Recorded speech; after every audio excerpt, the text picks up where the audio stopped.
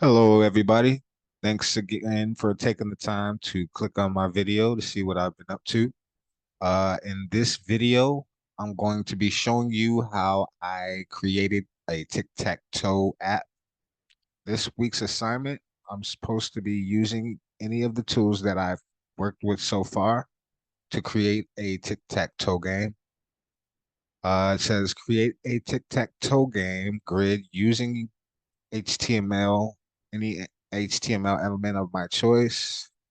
When a cell in the grid is clicked, an X or O should appear in that spot depending on whose turn it is. And a heading should say whether it is X's or O's turn and change with each move made. A button should be available to clear the grid and restart the game. And when a player has won or the board is full, the game results in a draw. Bootstrap alert or similar bootstrap component should appear across the screen announcing the winner. Here's how I created my app. So I first started with a home page. Here's my HTML home page. Very simple. It has an image, an anchor. So here's my home page for my tic-tac-toe game. I linked it to my index page, which is the actual game. So the index page, here's my HTML for my index. So here on my index HTML, you'll see that uh, in the header, I have a nav bar. There's a couple div elements, one for the button, another where the game area will be. So in this div element holds a button for the reset. So when I need to reset the game, so this is the area where the player's turn will change here in this header. All right, so I'll go ahead and let you take a peek at the JavaScript. So here in my JavaScript, you can see I started with my game board. I declared a variable game board. So it goes into the document, grabs the ID game area. This variable here is player's turn. I will go into the document and grab the ID is player's turn area. And here's just a variable I declared so that I'd be able to change it later. Here, I declared an array for the winning combos. So this will go across the top row, middle row, bottom row, and so forth, so that it'll recognize which buttons patterns are the winning combinations. Here, I created a function, create game board. It creates the game board. And I created a variable called empty tiles.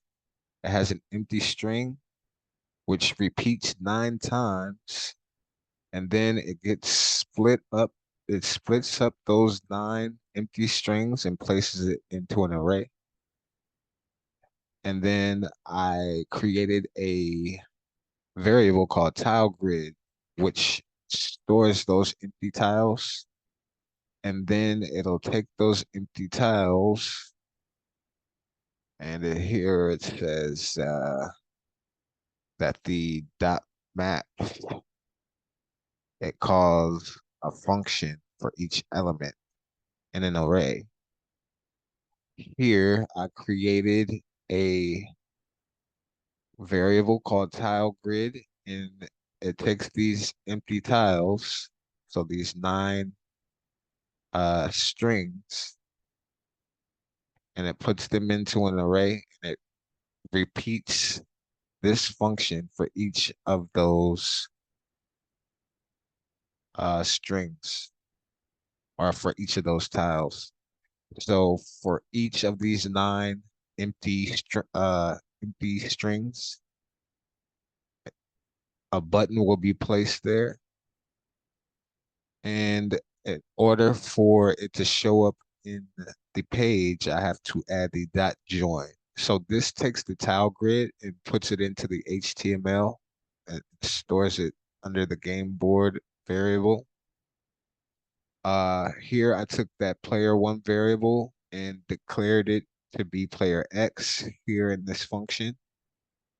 And really this player1 is just like turns. It's not really specified for player1.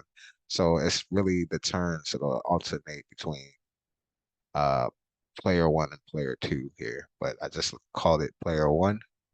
So here it'll take the is player turn area and set the text content to this player's turn. So whichever player's turn. So here it says it'll be X's turn. The game board has an event listener so that when you click it, it'll take this handle game board function, which is down here.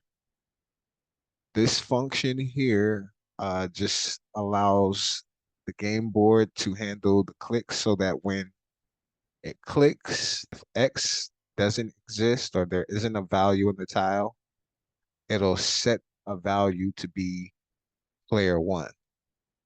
So the this here goes into the document and sets the style so that the color changes every time a player uh, clicks on the game board.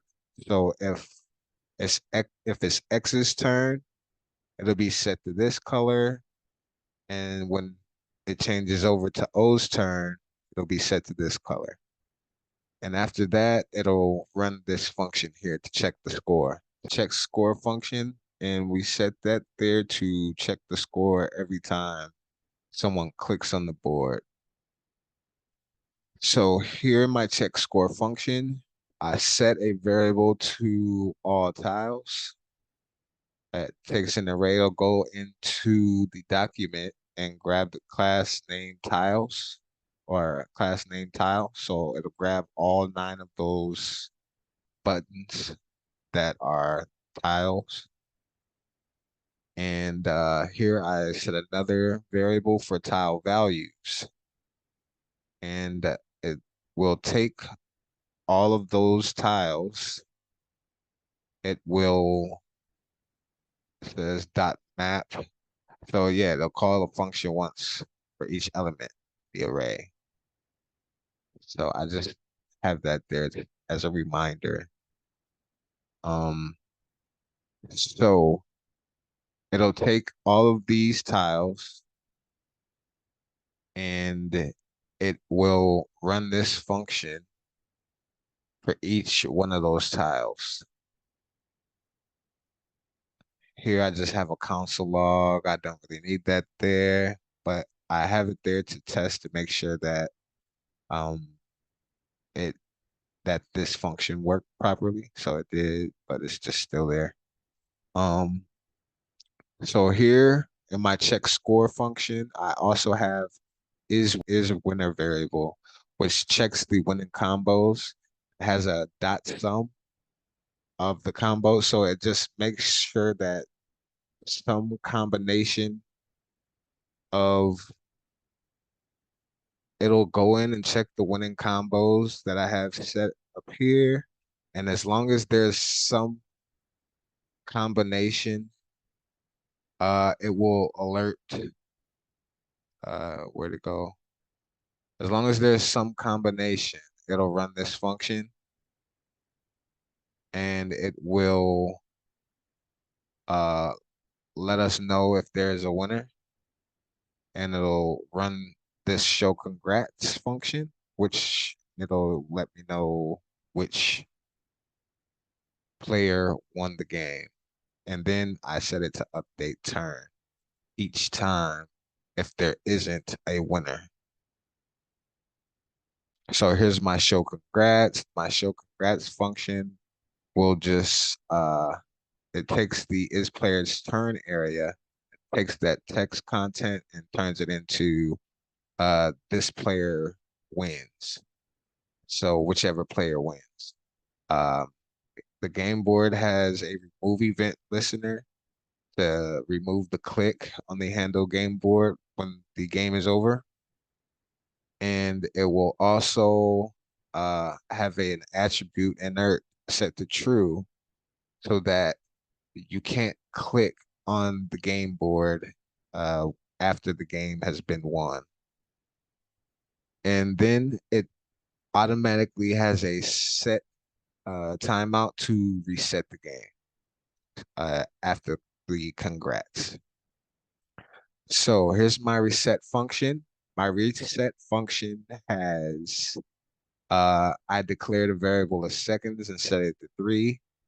I have a timer, so I have a variable timer, and I set the interval to a function where in the is player's turn area, the text content will read restarting in, and it will start with 3 seconds. Here, I have a seconds that uh not increments, it decrements the second. So it'll take the seconds and go down. So it'll go 3, 2, 1. And then if seconds is less than 0, then it will clear the interval timer and it will create the game board again. So it'll reset the game all the way back together. So that's my reset function. Um, I have my update turn function, which updates the turn or the player variable that I had set. So it's gonna take that and set it equal to make sure that it's checking to either be X or O. And by default, it'll be X if it's not O. So here is my is player turn area, and it will set the text content to whichever player's turn it is. It'll alternate between the two. And then it updates. So I just set a console log to make sure that it was functioning.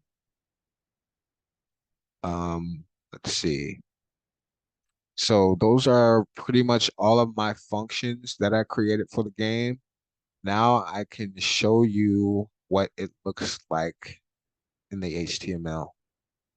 All right, so I started my Tic Tac Toe game with a home page just in case I wanted to make some more video games, like if I wanted to put Pac-Man or add my war game. So I started this as a video game website. So here's just my Tic Tac Toe game. So inside of my Tic Tac Toe game, I have a header. I have a second header and another header for my player's turn. So this is my is player's turn area, which will alternate between X and O, and it will show uh, when there's a winner. Here's my reset button, which will reset the game. And here's my game. So anytime X plays, this will be the color. When X's turn, it'll go back to this color. And anytime there's a winner, it'll let me know X wins and it'll restart the game. And it'll do the same thing if O is the winner. Then it'll let you know O wins and it'll restart the game. So there's my game. I hope you liked my video game or my tic-tac-toe game and whatever improvements I might have going towards this site. I might add some more games. I will most likely add a Pac-Man game for sure. So thanks for tuning in. Please like and subscribe to the channel and tune in to some more videos that I will have coming to you later on.